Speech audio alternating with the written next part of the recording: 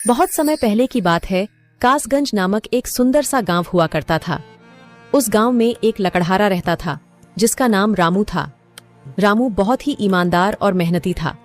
वह हमेशा अपने काम से खुश रहता था। उसके पास ज्यादा पैसे नहीं थे, लेकिन वह अपनी जिंदगी से संतुष्ट था। रामू के परिवार में उसकी पत्नी और उसके 2 बच्चे थे। रामू सेठ लालचंद के यहाँ लकड़ी काटने का काम करता था और लकड़ी काटने के बदले में सेठ लालचंद रामू को पैसे देता था, जिससे रामू और उसके परिवार का जीवन व्यापन होता था। सुमन, मैं काम पर जा रहा हूँ। आज बहुत देर हो गया है, तो तुम बच्चों को स्कूल छोड़ाना। जी, स्कूल तो मैं छोड़ आऊंगी, लेकिन मोनू और चिंकी पिछले 2 दिन से कह रहे हैं कि उनके स्कूल की टीचर स्कूल की फीस मंगा रही है। हाँ, तो जाकर दे आओ ना स्कूल की फीस। अजी कहाँ से दूं? आप जो पगार लाते हैं उसमें मुश्किल से तो घर चल पाता है। अब उतनी सी तनख्वाह में मैं बच्चों की फीस का इंतजाम कैसे करूं? अजी मैं एक बात आपको साफ साफ कह देती हूँ, आप सेठ लालचंद जी से पगार बढ़ाने की बात कहिए। दिन पर दिन खर्च बढ़ता जा रहा है। बाजार में अगर सब्जी लेने निकलो तो सब्जियों के दाम आसमान छू रहे हैं, और बच्चों की पढ़ाई का खर्चा, घर का खर्चा अब इतनी कम तनख्वाह में कैसे गुजारा होगा? ठीक है, मैं आज ही सेठ जी से थोड़ा पगार बढ़ाने की बात करता हूँ। इतना कहकर रामू काम पर चला जाता है।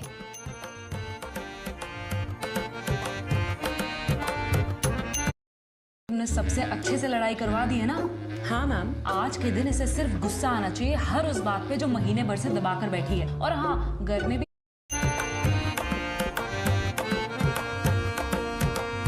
अरे भाई, आज तो पगार का दिन है। देखो, अब यह सेठ लालचंद कोई ना कोई लोचा जरूर करेगा। हमेशा कोई ना कोई बहाना बनाकर पगार कम कर देता है। और अगली बार तो मेरी आधी पगार काट ली थी, यह कहकर कि जो मैंने लालचंद जी से 200 रुपए उधार लिए थे, उसका ब्याज बढ़कर 1000 रुपए हो गया है। इसलिए मैं तुम्हारी पगार में से 1000 रुपए काट रहा हूँ। हाँ हरिया भाई, तुम एकदम ठीक कह रहे हो। ये सेठ लालचंद ना एक नंबर का चालाक और लालची इंसान है। एक तो दुगुना काम ले लेता है और बदले में पैसे भी पूरे नहीं देता। हाँ भाई, मेरे भी अगली बार सेठ लालचंद ने पगार काट लिए थे। मैंने बस 2 छुट्टी ली थी जब मेरी बिटिया बहुत बीमार थी, और इस लालचंद ने इस बात का फायदा उठाकर मेरी पूरी आधी पगार काट ली। हे भगवान, बस सेठ जी, इस बार मेरी पूरी पगार दे दें। बच्चों के स्कूल की फीस भी भरनी है। ऐसे सभी लकड़हारे अपने काम पर लग जाते हैं। काम करने के बाद सेठ लालचंद के पास जाते हैं। सेठ जी, महीना पूरा हो गया है, हमें हमारी तनख्वाह दे दीजिए। देखो भाइयों, अभी मेरे पास तुम्हें देने के लिए पैसे नहीं है। अभी माल नहीं बिका है, सारा माल गोदाम में ही पड़ा हुआ है। कल या परसों तक तुम्हें तुम्हारी तनख्वाह मिल जाएगी। पर सेठ जी, अभी हमारे पास बिल्कुल पैसे नहीं बचे हैं। घर का भी सामान लाना है, बच्चों की फीस भरनी है। अरे मैंने कहा तो सही, 1-2 दिन और रुक जाओ, कल या परसों तक पैसे मिल जाएंगे। अभी मेरे पास पैसे नहीं है।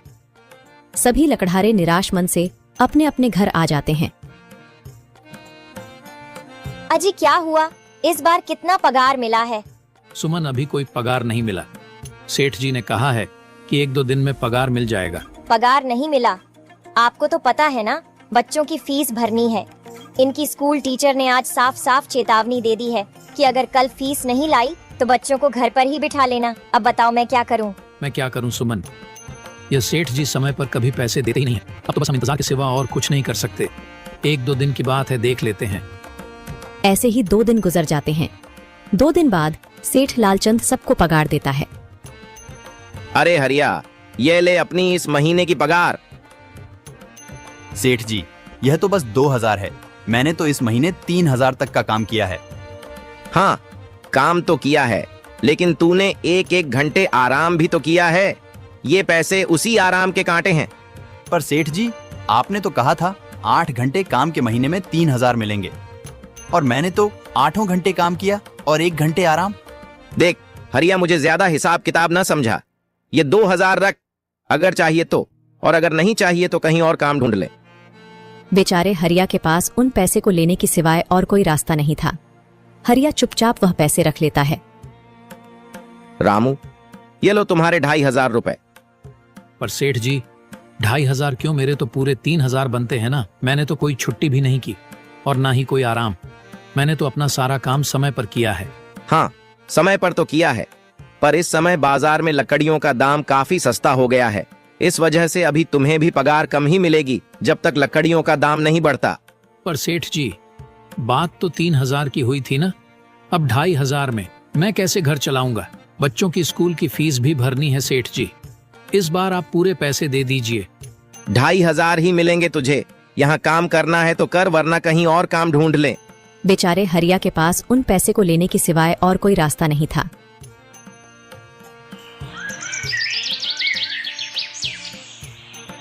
अरे भाई, यह सेठ लालचंद एक नंबर का बेईमान इंसान है। सारे पैसे अपने जेब में भर लेता है और बहाने बनाता है कि लकड़ियों के दाम सस्ते हो गए हैं। देख लेना, हम गरीबों की किसी न किसी दिन इसे जरूर हाय लगेगी। नहीं हरिया, ऐसे नहीं कहते।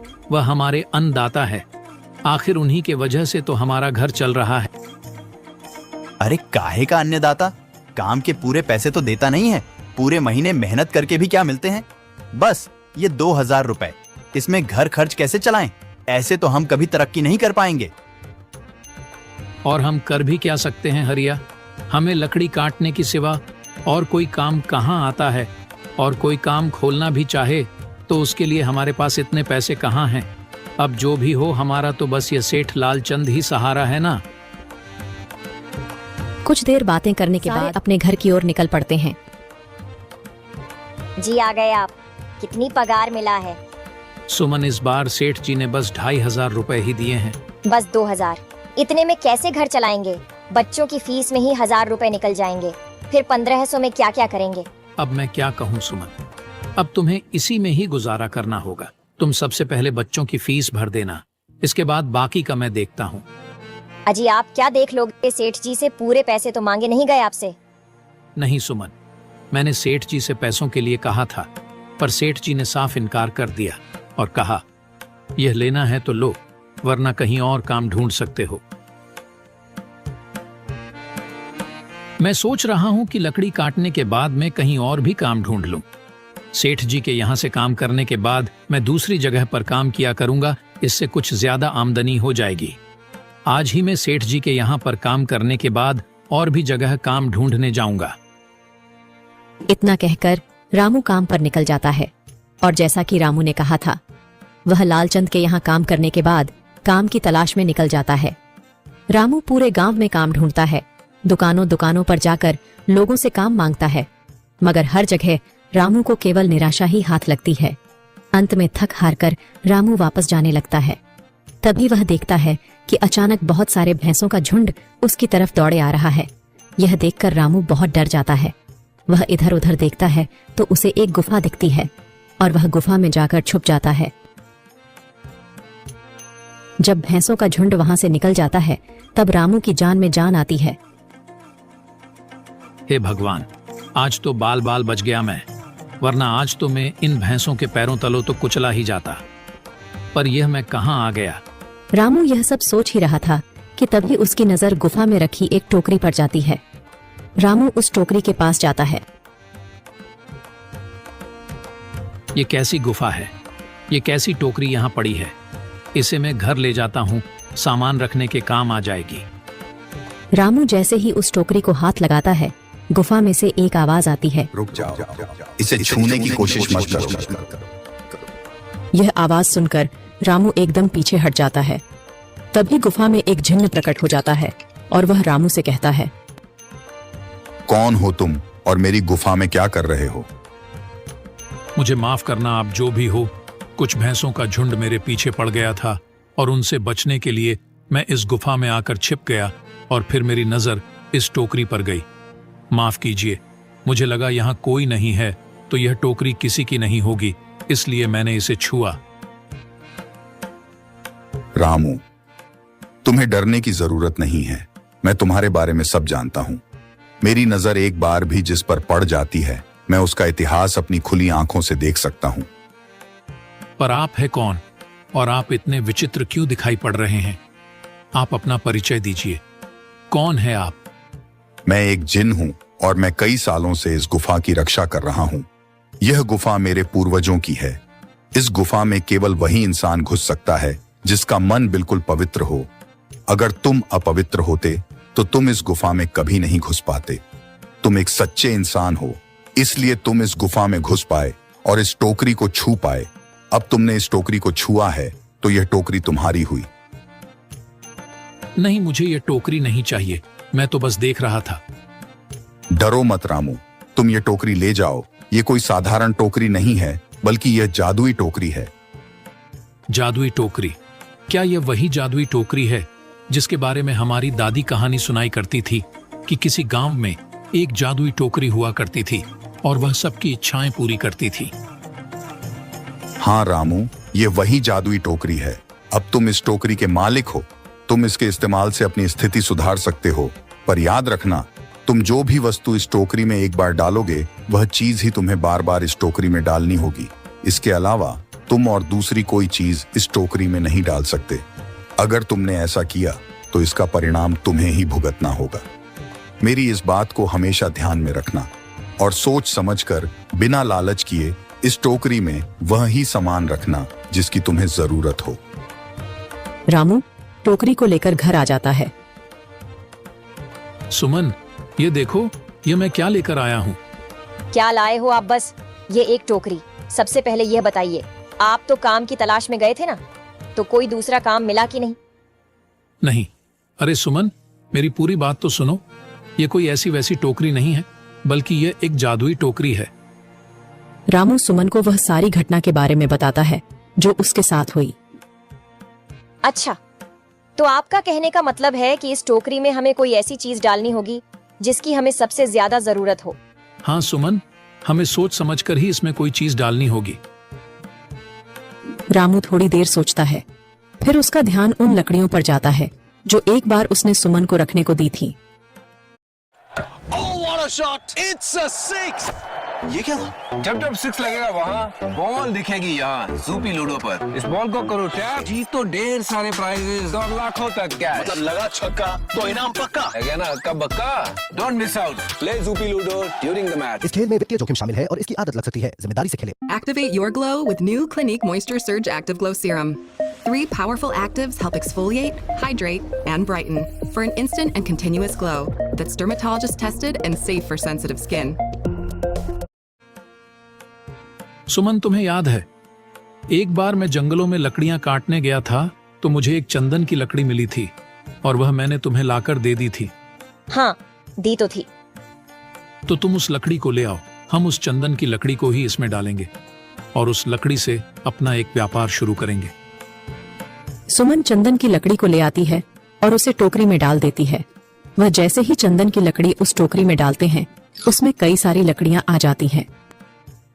अरे वह, यह तो चमत्कार ही हो गया। ये देखिए कितनी सारी चंदन की लकड़ियां हो गई। अगर आप इसको बेचेंगे तो इससे काफी अच्छे पैसे मिलेंगे। हाँ राधा, मैं कल सुबह बाजार जाकर इनको बेच आऊंगा और जो पैसे मिलेंगे उससे हम अपने मोनू और चिंकी के स्कूल की फीस भर देंगे और बाकी बचे पैसों को संभाल कर रख लेंगे। अगले दिन रामू लालचंद सेठ के यहाँ काम पर न जाकर चंदन की लकड़ियों को बेचने के लिए बाजार की ओर निकल पड़ता है। वहाँ पर रामू चंदन की लकड़ियों को बहुत ही कम दामों में बेचा, जिसकी वजह से आम लोगों के साथ साथ बड़े व्यापारियों ने भी रामू से चंदन की लकड़ियां खरीदी। लकड़ियों को बेचकर रामू को काफी अच्छे पैसे मिले। पैसों को लेकर चंदन घर आ जाता है। ये देखो सुमन, उन लकड़ियों को बेचकर मुझे कितने सारे पैसे मिले हैं।